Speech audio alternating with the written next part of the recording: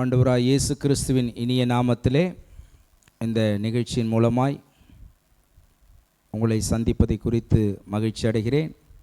புதிய வருஷ 2026 புதிய ஆண்டு நல்வாழ்த்துக்களை தெரிவித்துக் கொள்ளுகிறேன். அநேக நம்முடைய நிகழ்ச்சியை பார்க்குறாங்க, நூற்றுக்கணக்கான பேர் இந்த பார்த்துக்கிட்டு இருக்கிறாங்க.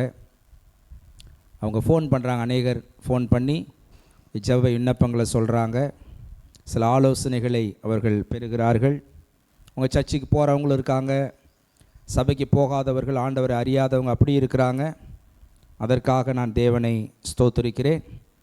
இன்றைக்கும் இந்த வருஷத்தை நன்மையால் முடிசூட்டுகிறீர் என்ற 65ஆம் சங்கீதத்தின் வார்த்தையின்படி இந்த புதிய வருஷத்தில் உங்கள் வாழ்க்கையில் கர்த்தர் நன்மையால் முடிசூட்டுகிற தேவனாக இருக்கிறார். விசுவாசத்தோடு நீங்கள் அந்த வார்த்தையை விசுவாசிங்க. என் வாழ்க்கையில் கூட 20 ஆண்டுகளுக்கு மேலே தேவனுடைய ஊழியத்தை செய்கிறேன். ஏதாவது ஒரு வருஷத்தில் ஒரு சில நன்மைகளை அவர் செய்யாமல் இருந்ததே இல்லை. இந்த வார்த்தையின்படி அநேக நன்மைகளை ஒவ்வொரு ஆண்டும் என்னுடைய வாழ்க்கையிலே ஆண்டவர் செய்து வந்திருக்கிறார். என் வாழ்க்கையில் மட்டுமல்ல, திருச்சபைக்கு வருகிறவர்கள், தேவனை விசுவாசிக்கிறவர்கள், உடைய பிள்ளைகள் அநேகருடைய வாழ்க்கையிலே ஆண்டவர் நன்மை செய்து கொண்டு அவர் வந்திருக்கிறார். அப்படியே அவர் விடுறது இல்லை. அநேக நன்மைகளையும் ஆசீர்வாதங்களையும் அவர் செய்து கொண்டிருக்கிற தேவனாயிருக்கிறார். விசுவாசத்தோடு நம்ம எதிர்பார்ப்போம். ஆண்டுடைய வார்த்தை, ஏன்னா அப்போஸ்தலர் 10:38 ஆண்டுடைய வார்த்தை சொல்லுகிறது, நசரனாகி இயேசுவை தேவன் பரிசுத்த ஆவியினாலும் வல்லமையினாலும் அபிஷேகம் பண்ணினார். தேவன் அவருடனே கூட இருந்தபடியினாலே அவர் நன்மை செய்கிறவராயும் பிசாசின் வல்லமையில் அகப்பட்ட யாவரையும் குணமாக்குகிறவராயும் அவர் சுற்றி திரிந்தார். வேதத்திலே ஒரு நிகழ்ச்சியை நம்ம வாசிக்கிறோம். எபிஎஸ்யர் 3ஆம் அதிகாரம் 20ஆம் வசனத்தை நான் வாசிக்க நீங்கள் கவனிக்கும்படி உங்களை கேட்டுக்கொள்ளுகிறேன். நாம் வேண்டிக் கொள்ளுகிறதற்கும் நினைக்கிறதற்கும் மிகவும் அதிகமாய் நமக்குள்ளே கிரியை செய்கிற வல்லமையின்படியே நமக்கு செய்ய வல்லவராகி அவருக்கு சபையிலே கிறிஸ்து இயேசுவின் மூலமாய் தலைமுறை தலைமுறைக்கும் சதா காலங்களிலும் மகிமை உண்டாவதாக. ஆமேன். ஆண்டவரை ஏற்றுக்கொள்ளுகிறோம். யோவான் 1ஆம் அதிகாரம் 12ஆம் வசனத்தில் ஆண்டவருடைய வார்த்தை சொல்லுகிறது, அவருடைய நாமத்தின் மேல் விசுவாசம் உள்ளவர்களாய் இயேசு கிறிஸ்துவை ஏற்றுக்கொண்ட எத்தனை பேர்களோ அத்தனை பேர்களும் பிள்ளைகளாகும்படி அவர்களுக்கு அதிகாரம் கொடுத்தார். கர்த்தருடைய பிள்ளையாக மாறிடுறோம். மத்தேயு 7:7 வாசிக்கிறோம், கேளுங்கள் கொடுக்கப்படும், தட்டுங்கள் திறக்கப்படும், தேடுங்கள் கண்டடைவீர், கேட்கிறவனும் பெற்றுக்கொள்ளுகிறான், தட்டுகிறவனுக்கு திறக்கப்படும், தேடுகிறவன் கண்டடைகிறான்னு வாசிக்கிறோம். அதில் வாசிக்கிறோம், எந்த தகப்பனாவது தன்னுடைய பிள்ளை அப்பத்தை கேட்டால் அப்பத்துக்கு பதிலாக கல்லை கொடுப்பானா, முட்டையை கேட்டால் தேலை கொடுப்பானா, மீனை கேட்டால் பாம்பை கொடுப்பானா? பொல்லாத மனுஷர்கள் நம் பிள்ளைகளுக்கு நல்ல ஈவுகளை கொடுக்க அறிந்திருக்கிறோம்னு இயேசு கிறிஸ்து சொல்கிறார். பொல்லாத மனுஷாகிய நீங்கள் உங்கள் பிள்ளைகளுக்கு நல்ல ஈவுகளை, நல்ல கிஃப்ட் கொடுக்க அறிந்திருக்கிறீர்கள். பரலோகத்தில் இருக்கிற பிதா பூரண சர்க்குணராயிருக்கிறார். அவர் நல்லோர் மேலும் தீயோர் மேலும் மழையை பெய்ய பண்ணி சூரியனை உதிக்க பண்ணி அவர் நல்லவங்களுக்கு கெட்டவங்களுக்கு அவர் உதவி செய்கிறார். நல்லவங்களுக்கு மட்டும் உதவி செய்ய, கெட்டவங்களை விடல, எல்லாருக்கும் அவர் நன்மை செய்கிறார். எல்லாரையும் போஷிக்கிறார், எல்லாரையும் பாதுகாக்கிறார். அதில் ஒரு விஷயம் இருக்குது. ஏன்னா ஒரு காலத்தில் நம்ம தீயவர்களாக இருந்திருப்போம், கெட்டவர்களாக இருந்திருப்போம், பாவ வழியில் ஜீவிச்சிருப்போம், மோசமானவர்களாக இருந்திருப்போம். கர்த்தர் பொறுமையாக இருந்து வாசிக்கிற வசனத்தில், அக்கிரமக்காராக இருக்கும் பொழுது கிறிஸ்து நமக்காக மரித்து இயேசு கிறிஸ்து அவருடைய அன்பை வெளிப்படுத்தினார். நம்ம பாவிகளாக இருக்கும் பொழுது நமக்காக தேவன் மரித்தார். நல்லவனுக்காக அவர் இல்லை, பாவியலாக இருக்கும்பொழுது மரித்து அவர் அன்பை விளங்க பண்ணினார். ஆகவே ஒரு காலத்தில் நம்ம அப்படி இருந்தோம், இன்றைக்கி நல்லவர்களாய் கர்த்தர் நம்மை மாற்றி இருக்கிறார்.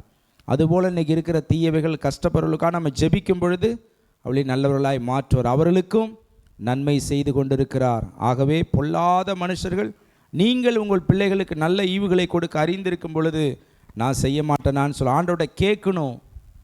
எங்கங்க நிறைய பேர் கேட்க மாட்டாங்க. விசுவாசிகளே பார்த்தீங்கன்னா ஜெபத்தில் நம்ம பார்க்கும் பொழுது அவங்க எதுவுமே கேட்காம வருவாங்க, போவாங்க, கர்த்தரை ஆராதிப்பாங்க. ஒரு சிலர் தான் கேட்பாங்க, சிந்தனை அவங்களுக்கு பெருசாக இருக்கான. ஜெபிக்க ஜெபிக்க ஜெபிக்க ஆண்டவர் வசனத்துக்கு நேராக நம்ம நடத்துவார். அந்த வசனத்தில் ஒரு பெரிய சக்ஸஸ் ஃபார்முலா, ஒரு ஜெயத்தை குறித்த, வெற்றியை குறித்த ஒரு தத்துவம் அதில் இருக்கிறது. என்னன்னு சொன்னால், நாம் வேண்டிக் கொள்ளுகிறதற்கும் நினைக்கிறதற்கும் அவர் கிரியை செய்கிற தேவன். மிகவும் அதிகமாக இருக்கு வருவேன். இப்போ என்ன காரணம்? நம்ம வேண்டிக் கொள்ளணும், நினைக்கணும். என்னத்தை நினைக்கிறீங்க உங்கள் வாழ்க்கையில்?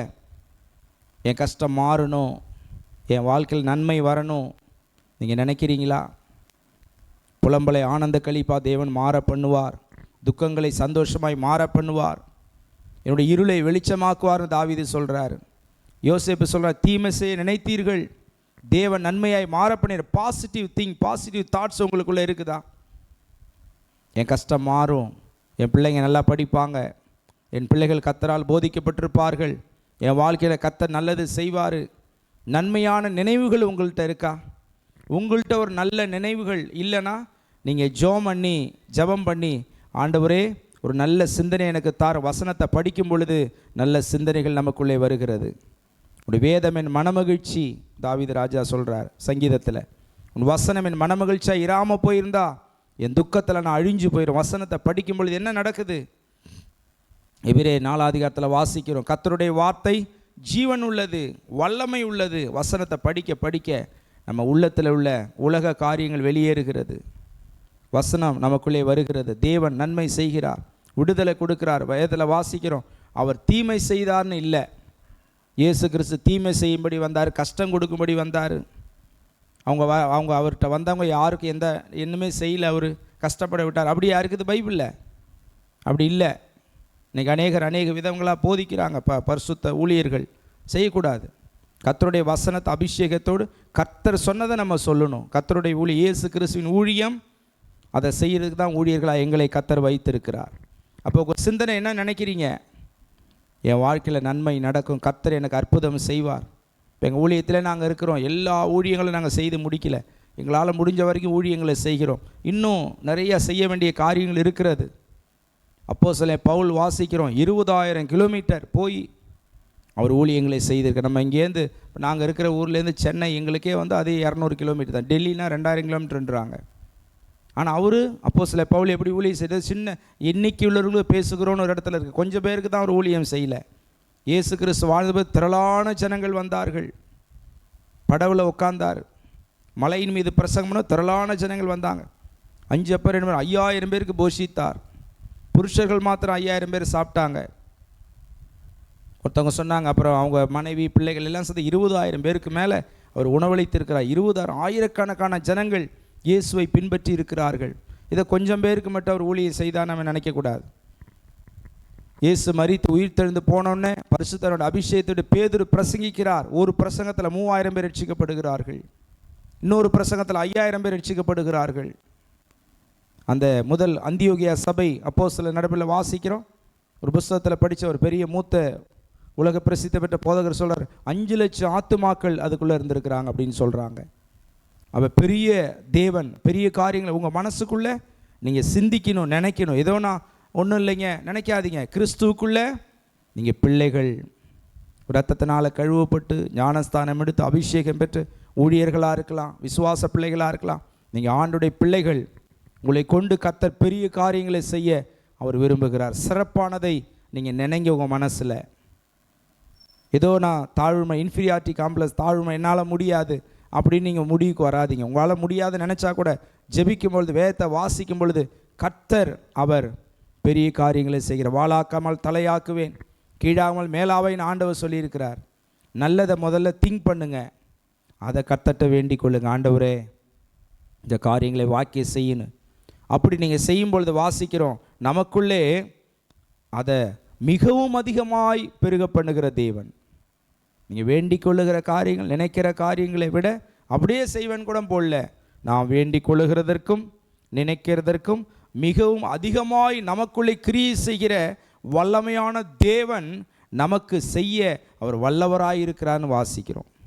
கிறிஸ்து இயேசுவின் மூலமாய் தலைமுறைக்கும் சதா காலங்களிலும் மகிமை உண்டாவதா. கிறிஸ்துவின் சரீரமாகிய சபை அவர் தலையாயிருக்கிறார். ஆண்டவராக இயேசு கிறிஸ்து தலையாயிருக்கிறார். நம்ம we are body of the Christ. நம்ம இயேசு கிறிஸ்துவின் சரீரமாயிருக்கிறோம். அவர் பெரிய காரியங்களை நம்ம வாழ்க்கையில் செய்கிறார். நீங்கள் உங்கள் மனசில் அந்த சத்தியத்தை உங்களுக்கு சொல்லிக் கொடுக்கணும். ஏற்கனவே என்னுடைய நிகழ்ச்சிகளில் நிறையா நான் அந்த சக்ஸஸ்க்கான காரியங்கள் சொல்லி கொடுக்குறேன். அதை நான் ஃபாலோ பண்ணுறேன், ஜெபம் பண்ணுறேன், பிரயாசம் எடுக்கிறேன்.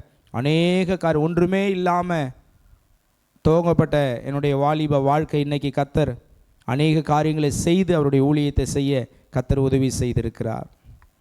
இப்போ டிவி நிகழ்ச்சி மூலமாக உங்களை ரீச் பண்ணி நூற்றுக்கணக்கான பேர், 400 பேர், 500 பேர், அதுக்கு அதிகமாக 1000 பேர் வரைக்கும் நூற்றுக்கணக்கான பேர் நம்முடைய நிகழ்ச்சிகளை இப்போ இன்னும் 10K 20K போல பரவாயில்ல.